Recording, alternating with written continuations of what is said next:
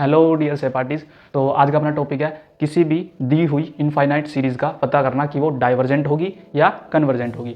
ठीक है, तो जिनको इस टॉपिक के बारे में पता हो या जिन्होंने ये टॉपिक पढ़ रखा हो या थोड़ा बहुत भी पता हो तो वो इस क्वेश्चन को ट्राई करें, वीडियो को पॉज करें और क्वेश्चन को सॉल्व करने का ट्राई करें। ठीक है, और जिनको इस टॉपिक के बारे में पता नहीं है तो वो तो शायद इसको सॉल्व नहीं कर पाएंगे और फिर हम देखेंगे आगे इसका सॉल्यूशन देखेंगे वीडियो के आगे। ठीक है, तो आप इसको ट्राई करो, वीडियो को पॉज करो और इसको ट्राई करने की कोशिश करो। अच्छा क्वेश्चन है, आप इसको 10-15 मिनट जितना टाइम दे सको उतना देना। इसका यूएन बनाना वो आपको पता होगा कैसे सॉल्व करना होता है। हाँ, तो मैं ये मान के चलूँगा कि आपने ट्राई किया होगा क्वेश्चन। ठीक है, तो अब देखो जिनको नहीं पता है पहले इसके बारे में बता देता हूँ मैं, ये होता क्या है या ये कहाँ पे पढ़ाया जाता है। देखो ये जो टॉपिक है ना अपना, ये टॉपिक है ग्रेजुएशन लेवल की जो मैथमेटिक्स होती है उसका एक टॉपिक है। ये पूरी की पूरी यूनिट है ये एक तरीके से, लेकिन उसका एक सब टॉपिक हम लेकर चल रहे हैं। उसके अंदर क्या होता है कि अलग अलग टेस्ट होते हैं जो हमें बताते हैं कि सीरीज कन्वर्जेंट होगी या डाइवर्जेंट होगी। ठीक है, तो हम पहले ये जान लेते हैं कि कन्वर्जेंट और डाइवर्जेंट का बेसिक मीनिंग क्या होता है। ठीक है, तो कोई सीरीज का सम, कोई सीरीज है अगर उसका सम किसी भी एक पर्टिकुलर नंबर यानी कि फाइनाइट नंबर एल की तरफ जा रहा है, कोई भी एक नंबर होगा फाइनाइट नंबर अगर एल की तरफ है, उसका जो सम है वो एल की तरफ किसी भी एक फाइनाइट नंबर की तरफ जा रहा है तो वो सीरीज क्या होगी, कन्वर्जेंट होगी। ठीक है, लेकिन अगर उसी सीरीज का या फिर किसी भी सीरीज का जो सम है वो कोई एक फाइनाइट वैल्यू नहीं दे रहा है तो वो सीरीज क्या होगी, वो सीरीज होगी डाइवर्जेंट। अब देखो इसके अंदर कोई सी भी वैल्यू आ सकती है, मान लो कि 1 आ गया, 2 आ गया, 100 आ गया, कुछ भी हो सकता है, कोई भी एक फाइनाइट नंबर। इसके अंदर क्या हो सकता है, जैसे कि इनफाइनाइट जो एक अनडिफाइंड क्वांटिटी है तो हम बता सकते हैं कि ये सीरीज जो क्या होगी, डाइवर्जेंट होगी और इनका सम रखने वाली सीरीज क्या होगी, कन्वर्जेंट होगी। ठीक है, तो ये इनके बेसिक मीनिंग होता है। तो देखो देखते हैं अब इसका सॉल्यूशन क्या होगा। देखो वैसे ही जैसे कि आपको पता है कि एक इनफाइनाइट सीरीज है। ठीक है, तो इसके अगर हम पहले टर्म को हटा लें तो इसके कन्वर्जेंस और डाइवर्जेंस होने पर कोई फर्क नहीं पड़ने वाला। तो हम इसके पहले टर्म को हटा के इसको लिखते हैं पहले सीरीज को। ये क्या हो जाएगी, पहले टर्म को हटाने पर 1 × 3। अच्छा ये मल्टीप्लाई है ना, आप पॉइंट मत समझ लेना, यानी कि 10 मतलब मत समझ लेना। ठीक है, 2 × 4 x³ / 6। ठीक है, plus 1 × 3 × 5 × 7 divided by 2 × 4 × 6 × 8 x⁵ plus so on. ठीक है, तो इसका अगर हम ऐसा इसलिए किया क्योंकि इसका जो जनरल टर्म होगा उसको लिखने में हमको आसानी होगी। ठीक है, तो इसका जनरल टर्म लिखते हैं पहले क्योंकि वही डिसाइड करेगा कि इसके ऊपर कौन सा टेस्ट लगाना है ना। तो इसका जनरल टर्म क्या होगा, देखो हर एक टर्म के अंदर 2 एक्स्ट्रा डिजिट जो है वो मल्टीप्लाई हो रही है उसी सीक्वेंस के अंदर, और वो जो पहले वाले टर्म में लिखी हुई थी जो डिजिट वो भी है उसके साथ में। ठीक है, जैसे कि देखो यहाँ पे 1 × 3 लिखा हुआ है तो इधर 1 × 3 तो लिखा ही हुआ है और 5 और 7 भी मल्टीप्लाई हो गया। ठीक है, तो या तो आप इसको दो तरीके से देख सकते हो कि 1 लिखा हुआ है और 3 लिखा हुआ है, फिर 1 को किससे मल्टीप्लाई कर दिया, 5 से, और 3 को किससे कर दिया, 7 से। इधर देखो 1 को किससे कर दिया, 5 से, वो तो इसी के अंदर कर दिया था, और 5 को किससे कर दिया, 9 से।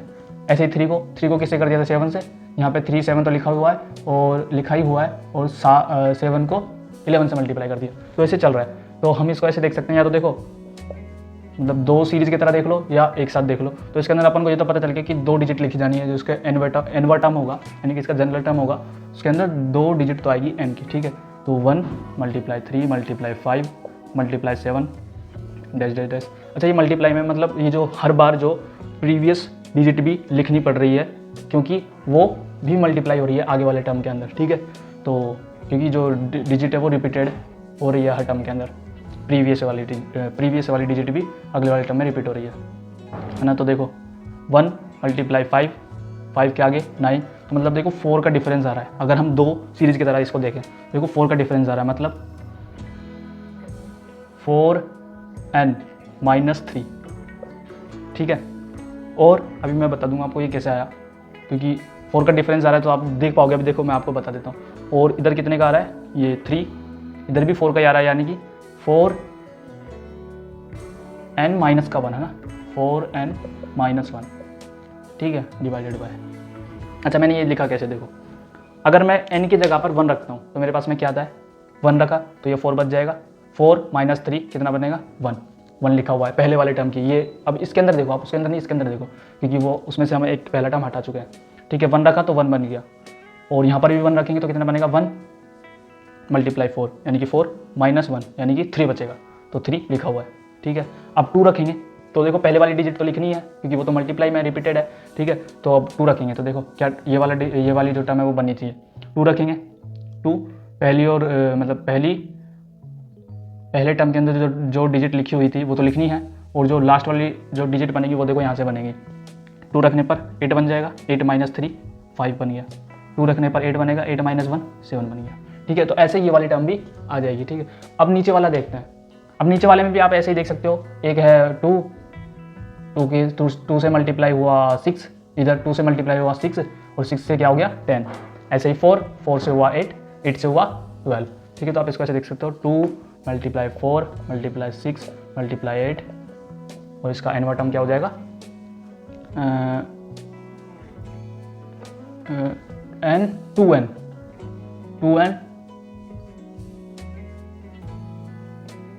सॉरी 4n - 2 बनेगा। देखो 4n - 2 बनेगा क्योंकि देखो 1 रखेंगे तो 4 - 2 2 ही बच जाएगा, है ना। और फिर इससे अगला वाला क्या बनेगा 6 बनना चाहिए ना। तो 2 रखेंगे, 2 4 जा 8, 8 - 2 कितना बनेगा 6 बन जाएगा, है ना।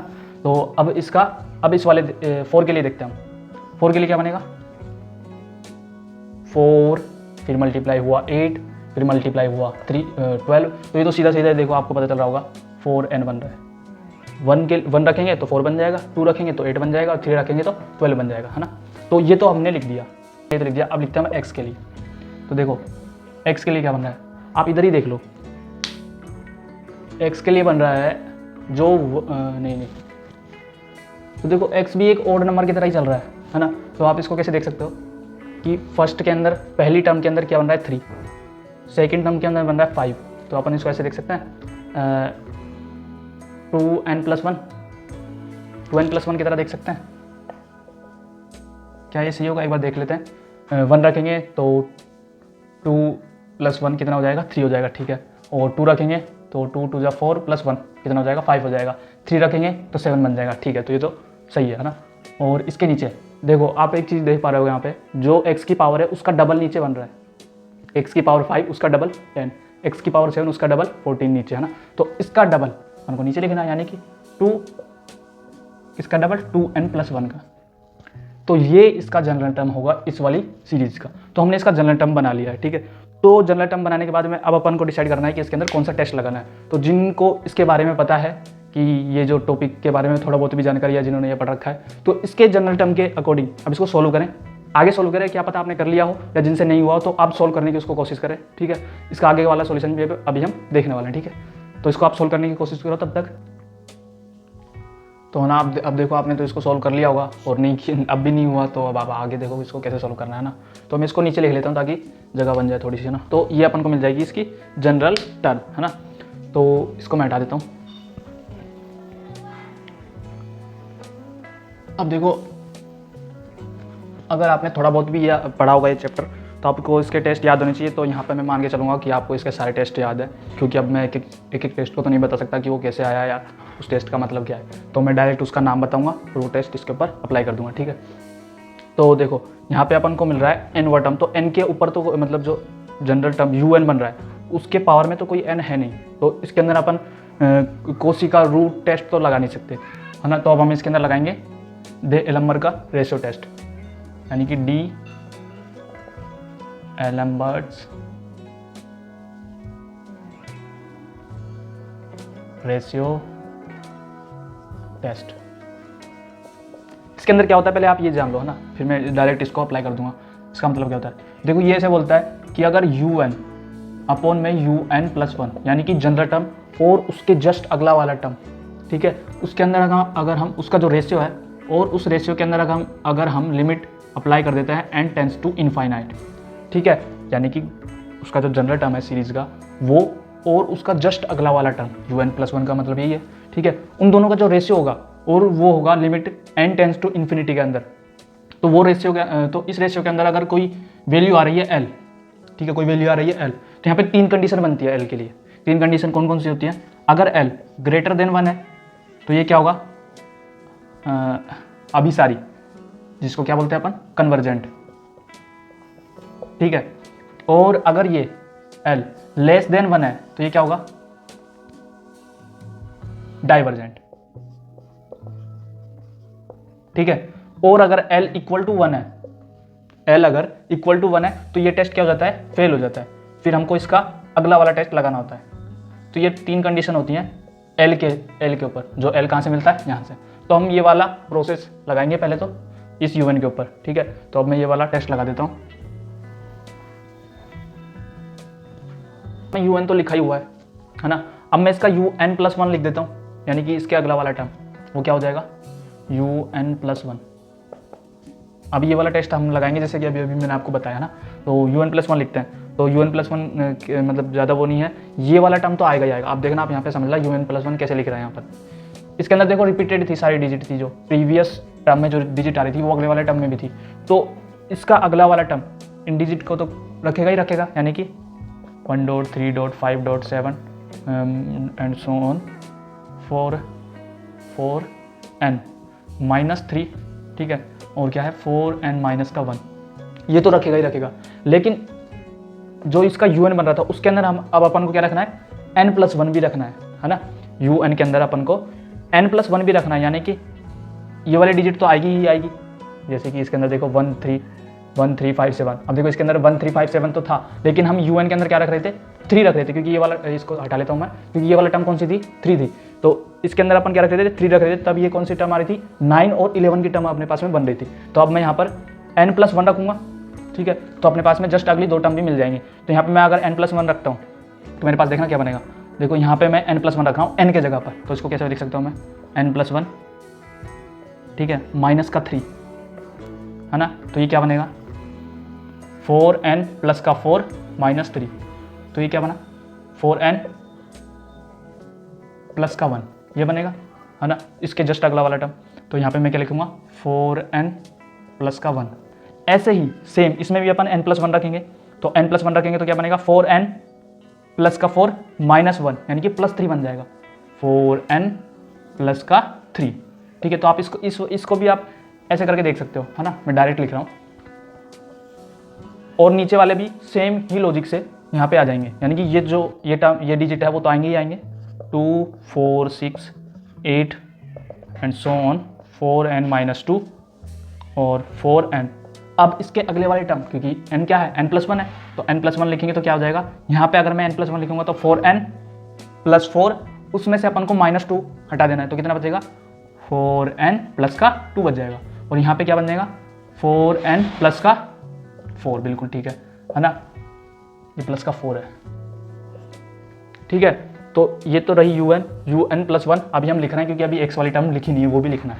ये रही देखो, x की पावर 2n+1 है, तो यहाँ पे हम क्या रखेंगे, यहाँ पे देखो रिपीटेड नहीं है, x की पावर जो है रिपीटेड नहीं है, केवल सिंगल डिजिट के अंदर आ रही है और वो पीछे वाले पैटर्न को फॉलो कर रही है। जैसे यहाँ पे 3 थी, फिर 2 ऐड हो गया, फिर 2 ऐड हो गया। अब यहाँ पे देखो कितनी है, 2n+1 है, तो या तो आप इसके अंदर 2 ऐड कर दो या n की जगह पर आप n+1 रख दो, ठीक है। तो सेम ही आंसर आएगा, वो क्या आएगा, 2n + 3। जैसे लिख देता हूँ मैं, वो क्या आएगा, 2n + 3, ठीक है। और नीचे वाला क्या हो जाएगा, उसका डबल हो जाएगा। तो या तो आप उसका डबल कर दो या फिर इसके अंदर आप n+1 रख दो, वो क्या आ जाएगा, 4n + 6, ठीक है। तो ये तो बन गया अपने पास में un, ये बन गया un+1। अब इनका रेशियो निकालना है, उसके अंदर लिमिट लगानी है n टेंडिंग्स टू इन्फिनिटी, फिर उसका आंसर देखना क्या आ रहा है, फिर उसके l की कंडीशन के अकॉर्डिंग हमको पता कर लेना है। अब देखो un में un+1 निकालना है, तो उसको हम देखो कैसे कर सकते हैं। अब यहाँ पर मैं टेस्ट अप्लाई कर रहा हूँ यहाँ पर, ठीक है। ये वाला टेस्ट जो है मैं यहाँ पर अप्लाई कर रहा हूँ, वो क्या है, limit n tends to infinity, ठीक है। un+1 डिवाइडेड बाय सॉरी, ऊपर तो un ही आएगा, हाँ, और नीचे क्या आएगा, un+1, ठीक है। तो हम इसको करते हैं सॉल्व। देखो ऊपर तो लिखना है ये, है ना, और फिर इसके नीचे लिखना है ये। तो आप देखोगे कि ये वाली पूरी टर्म इससे कैंसिल हो जाएगी, यहाँ तक जो है ये कैंसिल हो जाएगी इससे पूरे से, और नीचे वाली टर्म इससे कैंसिल हो जाएगी ना कैंसिल। और x को अभी हम सॉल्व कर लेंगे इसके साथ में। तो देखो इसको तो मैं डायरेक्ट कैंसिल कर देता हूँ, ये तो पूरा ही कैंसिल हो जाएगा, ठीक है। और ये तो था ऊपर, तो ऊपर तो क्या बच जाएगा, x की power 2n + 1 divided by 4n + 2, ठीक है।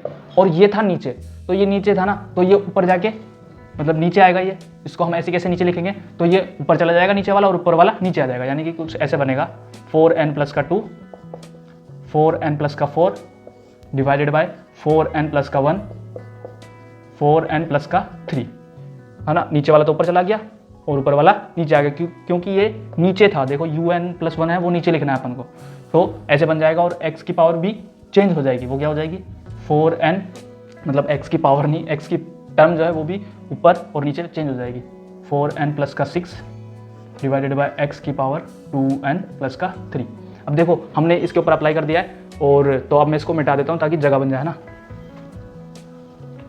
ये आपको समझ में आया होगा। देखो अगर समझ में नहीं आया ना तो आप अपने अकॉर्डिंग इसको करके देख लेना, un अपॉन में un प्लस 1 करके देख लेना, आपको यही मिलेगा। अब देखो इसके अंदर हम क्या सॉल्व करते हैं, इसके अंदर तो कुछ, तो देखो हमको n की लिमिट क्या लगानी है, इनफाइनाइट लगानी है। तो कुछ ऐसा कॉमन ले लेते हैं ताकि ये जो ब्रैकेट है, या तो क्योंकि ऊपर भी इनफाइनाइट बन रहा है, अगर सीधा सीधा इनफाइनाइट रखेंगे तो ऊपर भी इनफाइनाइट बन रहा है, नीचे भी इनफाइनाइट बन रहा है, तो हम यहाँ से तो n को कॉमन ले लेते हैं, और इधर से भी n कॉमन आ जाएगा। तो देखो मैं सबसे पहले तो इसको ऐसे लिख लेता हूँ अलग अलग करके, 4n प्लस का 2, 4n प्लस का 4, 4n प्लस का 1, 4n प्लस का 3 मल्टीप्लाई x की पावर 2n प्लस का 1 फोन में 4n प्लस का 2, और ये 4n प्लस का 6 x की पावर 2n प्लस का 3, है ना। तो देखो यहाँ से मैं n कॉमन ले लेता हूँ, यहाँ से भी n कॉमन ले लेता हूँ, या फिर 4n कॉमन ले सकता हूँ। तो देखो यहाँ से 4n कॉमन लूँगा, यहाँ से भी 4n कॉमन लूँगा, तो क्या आ जाएगा 4n का स्क्वायर कॉमन आ जाएगा, और यहाँ पे क्या बचेगा 1 प्लस 2 अपॉन में 4n, ठीक है। और यहाँ पे क्या बचेगा 1 प्लस 4 अपॉन में 4n, है ना। और नीचे से भी 4n इधर से कॉमन लूँगा, 4n इधर से कॉमन लूँगा, तो ये 4n का स्क्वायर कॉमन आ जाएगा, मतलब 4n और 4n मल्टीप्लाई होकर उसका क्या बन जाएगा, स्क्वायर बन जाएगा। और इधर क्या आ जाएगा 1 प्लस 1 अपॉन में 4n, ठीक है। और ये क्या बनेगा 1 प्लस 3 अपॉन में 4n, है ना। अब देखो इधर भी हम कॉमन ले सकते हैं, 4n इधर से और 4n इधर से, तो क्या हो जाएगा 4n कॉमन लूँगा इसको, तो ये क्या बनेगा 1 प्लस 6 अपॉन में 4n, ठीक है। और नीचे क्या बन जाएगा ये 4n, 1 प्लस 2 अपॉन में 4n, ठीक है। हाँ इसको हम शायद कैंसिल भी कर सकते थे, खैर कोई दिक्कत नहीं है, वो तो हो जाएगा, यहाँ से भी हो जाएगा। और ये x की पावर देखो, x की पावर 2n, है ना। यहाँ से लेने की जरूरत नहीं, क्योंकि x की कंडीशन अपन को पता नहीं है ना कि x 1 से छोटा है या बड़ा है, तो वहाँ से तो हम कॉमन नहीं लेते हैं 2n। लेकिन इसको हम ऐसे लिख सकते हैं x की पावर 2n प्लस 1 और x की पावर 1, यानी कि बेस से में तो पावर ऐड हो जाती है, तो ऐड कर रखी है, तो उसको हम ऐसे भी लिख सकते हैं, है ना। ये तो ऊपर वाला बना, अब नीचे वाला क्या बन जाएगा x की पावर 2n डॉट x की पावर 3, ठीक है, ये बनेगा। तो अब देखो ये फिर से कैंसिल हो गया, लिमिट, हाँ यहाँ पे लिमिट लगी हुई है un प्लस 1। ऐसा हम इसलिए कर रहे हैं यहाँ पे, क्योंकि जो ये लिमिट है ना इनफाइनाइट, इसको हम अच्छे से यहाँ पे यूज़ में ले सकें, क्योंकि अगर हम यहाँ पे डायरेक्ट लिमिट रखेंगे तो सोल्व ही नहीं होगा, इनफाइनाइट ही बन जाएगा। यहाँ पे आप देखो आसानी से सोल्व हो जाएगा, देखो ये भी कैंसिल हो जाएगा, ये भी कैंसिल हो जाएगा। अब अगर मैं लिमिट पुट करता हूँ, n की वैल्यू इनफाइनाइट पुट करता हूँ, तो देखो यहाँ पे n की वैल्यू इनफाइनाइट, तो ये वाली टर्म 0, ये भी 0, ये वाली भी 0, ये भी 0, ये भी 0 और ये भी 0, ठीक है। यहाँ पे तो n है ही नहीं x की पावर में, तो ये सब 0 हो जाएगी, और यहाँ पे क्या बचेगा 1 1 1 1 1 1, और ये सारा 1 1 मल्टीप्लाई हो गया 1 ही रह जाएगा, है ना। तो इसको मैं यहाँ पे लिख देता हूँ,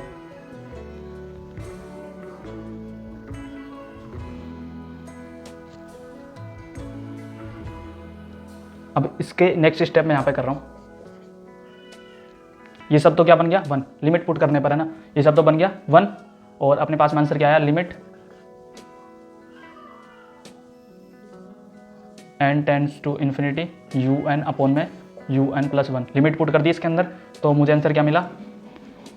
अच्छा यहाँ पे देखो x से ये भी कैंसिल हो जाएगा, तो अपन को केवल और केवल ये मिलेगा x 1 अपॉन में x स्क्वायर ही मिलेगा, ठीक है। तो ये आया इसका आंसर। तो अब ये पूरी चीज़ डिपेंड कर रही है किसके ऊपर, x के ऊपर। तो अब अपन को जो कंडीशन लगानी है वो किसके ऊपर लगानी है, x के ऊपर ही लगानी है ना। तो देखो इसकी ज़रूरत पड़ने वाली है आगे, तो या तो आप इसको नोट कर लो, पॉज करके नोट कर लेना इसको, इसको अब अभी अपन आगे यूज़ में लेने वाले हैं, क्योंकि ये जो कंडीशन है यहाँ पे L इक्वल टू 1 पर वो फेल हो जाता है, तो इसका नेक्स्ट टेस्ट भी अपन को लगाना होता है ना। तो इसको मैं हटा देता हूँ। अब इसके अंदर अपन कंडीशन बताते हैं। देखो ये जो पूरी की पूरी टर्म है ये बन रही है अपने पास में L एक तरीके से। तो मैंने जो कंडीशन आपको बताई थी ना वो क्या थी, अगर ग्रेटर देन 1 है तो क्या होगा, कन्वर्जेंट होगा। लेकिन यहाँ पे कन्वर्जेंट कब होगा, जब x, देखो इसको इधर मल्टीप्लाई कर देंगे तो 1 इज ग्रेटर देन 1 बन जाएगा x²। ठीक है, तो या तो आप इसको x भी ले सकते हो या आप x² भी रहने दे सकते हो, उससे कुछ फर्क नहीं पड़ने वाला क्योंकि इनइक्वालिटी है ना। तो इस कंडीशन पे तो क्या हो जाएगा, कन्वर्जेंट। ठीक है, और यदि ये है लेस देन 1 है ना, तो ये क्या हो जाएगा 1 लेस देन x²। ये मैंने सही लिखा था, ठीक है। तो ये क्या हो जाएगा, डाइवर्जेंट। ठीक है, और अगर ये इक्वल टू क्या आ जाए, 1 आ जाए, यानी कि 1 इक्वल टू x² आ जाए, तो यहाँ पे मैं ऐसे कह सकता हूँ कि x equal to 1, x equal to 1। ठीक है, तो यहाँ पर ये क्या हो जाता है, टेस्ट फेल हो जाता है, तो अपन को नेक्स्ट टेस्ट की ज़रूरत, मतलब नेक्स्ट टेस्ट के हेल्प लेनी होती है। ठीक है, ये टेस्ट हो गया फेल, तो हम नेक्स्ट वाला टेस्ट लगाएंगे इसके ऊपर।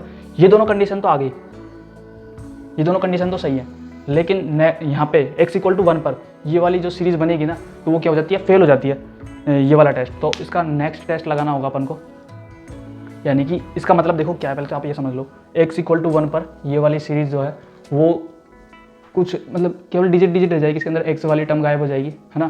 तो इसको हम इस वाले टेस्ट से नहीं बता सकते कि ये जो सीरीज़ बनेगी वो कन्वर्जेंट होगी या डाइवर्जेंट होगी, नहीं बता सकते। तो अब हम इससे अगला वाला टेस्ट लगाएंगे, राबी टेस्ट। ठीक है, तो इसको मैं हटा देता हूँ ना, आप इसको भी नोट डाउन कर लेना।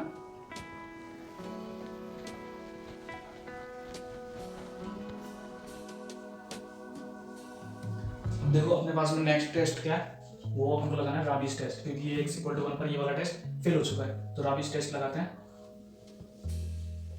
राबीज टेस्ट। सबसे पहले इसकी कंडीशन के बारे में जान लेते हैं कि ये होता क्या है। ये कंडीशन देता है वो क्या होता है, limit n tends to infinity. ठीक है, और un अपॉन में un प्लस 1 सेम उसी की तरह। ठीक है, लेकिन -1 इंटू में n। ठीक है, ये वाली कंडीशन होती है इसकी। और अगर यहाँ पे मिलता है n, क्या मिलता है l, तो l के लिए वो सेम कंडीशन, अगर ग्रेटर देन 1 तो क्या हो जाएगा, कन्वर्जेंट। ठीक है, और अगर l लेस देन 1 तो डाइवर्जेंट, और l इक्वल टू 1 पर ये क्या हो जाता है, फेल हो जाता है ना। तो ये वाली इसकी कंडीशन होती है। तो अब हम इसको टेस्ट को अप्लाई करते हैं ना। तो देखो सबसे पहले तो x इक्वल टू 1 पर हमें un लिखना पड़ेगा। तो un क्या हो जाएगा, x इक्वल टू 1 पर un क्या हो जाएगा, 1 multiply 3 multiply 5 multiply 7 and so on, 4n minus 3 और 4n माइनस 1, यही होगा ना। और नीचे क्या हो जाएगा, 2 4 6 8 and so on, 4n minus 2 और 4n। x के जगह पर अपन को लिखना है 1, और 1 लिखते ही वहाँ पर क्या बच जाएगा, x की पावर कुछ, मतलब 1 की पावर कुछ, तो क्या बन जाएगा 1, और नीचे तो सेम था जो आ जाएगा उसका डबल, यानी कि 2 इंटू 2n प्लस का 1।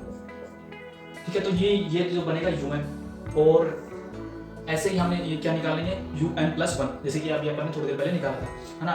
तो उसका अनुपात, तो उसका रेशियो आएगा ना, तो हम इसको वहाँ से उस वाली वैल्यू में से रख लेते हैं, यहाँ पे थोड़ी क्या आसानी हो जाएगी, है ना। तो अब मैं उसका मतलब जो ये अपने पास में un और un प्लस 1 का जो रेशियो आएगा ना वो लिख लेता हूँ पहले वाली वैल्यू से। वहाँ पे केवल करना है क्या, अपन को x की जगह पर क्या लिखना है, 1 लिखना है। ठीक है, ये करना है, वहाँ से मैं इसकी वैल्यू लिख देता हूँ ना।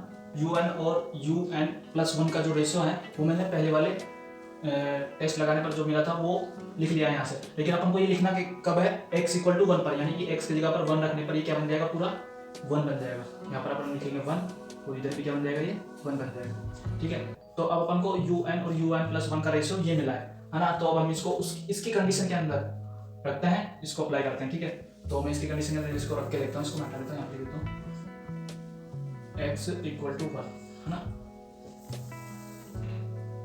तो limit n tends to infinity, and U N upon में U N plus one minus one, ठीक है। तो यहाँ पर रखता हूँ मैं पहले, तो देखो limit n tends to infinity, ठीक है। एन अब इसकी वैल्यू मैं यहाँ पे रख देता हूँ 4n प्लस 2, 4n प्लस 4, और इसको भी मल्टीप्लाई कर देते हैं 4n plus 6 divided by 4n plus 1, 4n plus 3,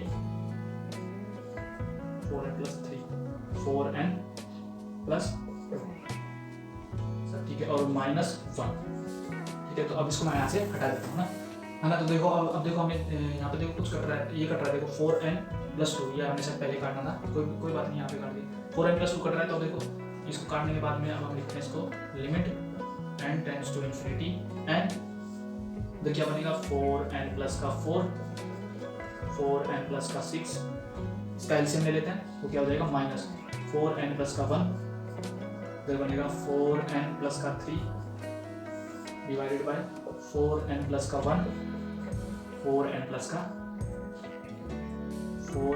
का 3, ठीक है, ये बना है। अब इनको मल्टीप्लाई कर देते हैं ना, यानी कि limit n tends to infinity into n, इनको मल्टीप्लाई करेंगे तो क्या बनेगा 4n into 4n 16n square, 4n into 6 और 4n इंटू 4, तो क्या बन जाएगा 6 प्लस 10 और 10 इंटू 4 40n, ये मिलेगा। देखो पहले हमने 4n को 6 से मल्टीप्लाई किया और फिर इस वाले 4n को 4 से मल्टीप्लाई करेंगे, ठीक है। तो वो क्या बनेगा 10 इंटू 4 यानी कि 40n बन जाएगा, ठीक है। और 4 इंटू 6 24, ठीक है। और इधर देखो फिर से यहाँ पे क्या बनेगा 4n, तो वो 16n स्क्वायर, 4n इंटू 3 और 4n इंटू 4, मतलब 4n इंटू 1, तो क्या बन जाएगा 4 इंटू 4n यानी कि 16n प्लस 16n, ठीक है। और है ना क्या होना है 16n, है ना। अब देखो 1 इंटू 3 तो क्या बन जाएगा 3 बन जाएगा, और नीचे तो एज इट इज लिख देंगे हम, थोड़ा सा टेढ़ा हो गया, 4n प्लस का 1, 4n प्लस का 3, है ना। अब देखो अब हमें कुछ, देखो ये कट गया, ये वाला माइनस का है। अब देखो यहाँ पे हम क्या कर सकते हैं, इसको कैसे लिख देंगे, इसको मैं यहाँ से हटा देता हूँ, इसको मैं यहाँ इसको हटा देता हूँ,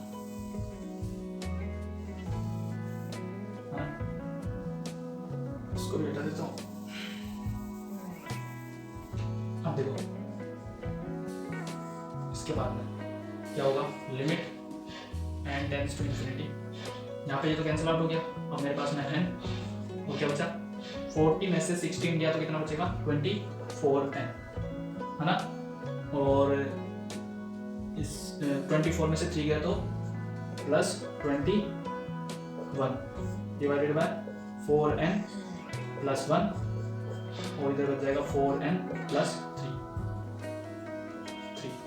है ना। अब देखो हम नीचे से भी n कॉमन ले लेते हैं तो n स्क्वायर कॉमन आ जाएगा, इधर से भी n कॉमन लेंगे तो बाहर भी n स्क्वायर बन जाएगा, तो n स्क्वायर और n स्क्वायर कैंसिल हो जाएगा, नीचे क्या चला जाएगा n चला जाएगा, तो क्या बन जाएगा 0 बन जाएगा, क्योंकि लिमिट क्या है इनफाइनाइट है ना। तो अब हम इसको ऐसे सॉल्व कर सकते हैं, ठीक है। अब देखो limit n tends to infinity n, ऊपर से n कॉमन ले लिया, क्या बना 24 प्लस 21 फोन में n, है ना। अब नीचे क्या बनेगा n इधर से कॉमन लिया, इधर से भी कॉमन लिया, यहाँ से तो आ जाएगा n स्क्वायर, नीचे क्या बच जाएगा 4 प्लस 1 अपॉन में n, 4 प्लस 3 अपॉन में n, है ना, ऐसा बन जाएगा। तो ये तो जाएगा कैंसिल, ठीक है। और अब हम इसके अंदर लिमिट पुट करेंगे तो ये तो बन जाएगा 0, ये भी 0 और ये भी 0, 4 और 4 मल्टीप्लाई होकर क्या बन जाएगा 16, तो ये मिलेगा अपन को 24 अपॉन में 16, देख लेते हैं एक बार 24, ठीक है, और 4 4 16 हो जाएगा, हाँ ठीक है। तो अब देखो आप यहाँ से डायरेक्ट देख सकते हो कि इसकी जो वैल्यू है वो ग्रेटर देन 1 है, क्या है ग्रेटर देन 1, ये क्या वैल्यू मिली है, इसको हम कंपेयर करेंगे तो क्या होगा, ये क्या है L है और ये क्या है ग्रेटर देन 1 है, तो ग्रेटर देन 1 पर क्या हो जाएगी बिल्कुल कन्वर्जेंट हो जाएगी, यानी कि x इक्वल टू 1 पर ये वाली सीरीज कन्वर्जेंट होगी। और दो कंडीशन आप हमको इस वाले टेस्ट से मिल गई थी, और x इक्वल टू 1 पर इस वाले टेस्ट ने दे दिया। ठीक है, तो अब हम इसका ओवरऑल रिजल्ट लिखते हैं कि क्या मिला। ठीक है, हाँ यहाँ तक आप लिख लीजिए तब तक। देखो मैं इसको हटाता हूँ और ओवरऑल रिजल्ट लिखता हूँ इसका क्या है। ये जो दोनों टेस्ट है इनका यूज हमने किया है। ठीक है, देखो सबसे पहले वाली कंडीशन क्या थी कि x स्क्वायर ले लो, कोई दिक्कत नहीं है, is greater than 1, x square is less than 1। तो इन वाली कंडीशन पर क्या था, और इक्वल टू 1 पर क्या मिल गया, कन्वर्जेंट मिल गया। तो यानी कि इस पर तो क्या थी, अपने पास में लिया है ना x स्क्वायर पर अपॉन x स्क्वायर। ठीक है, तो ये ग्रेटर देन 1, यानी कि ये वाली कंडीशन क्या थी, 1 is greater than x square, यानी कि 1 is greater than x square. तो यहाँ पर क्या मिल रही थी, कन्वर्जेंट। और इक्वल टू 1 पर भी कन्वर्जेंट है, तो यहाँ पर अपन इक्वल टू लगा देते हैं, और यहाँ पर तो ये है। ठीक है, तो आप देखो ओवरऑल रिजल्ट क्या है, x स्क्वायर या फिर x अगर ग्रेटर देन 1 है तो क्या हो जाएगी, डाइवर्जेंट।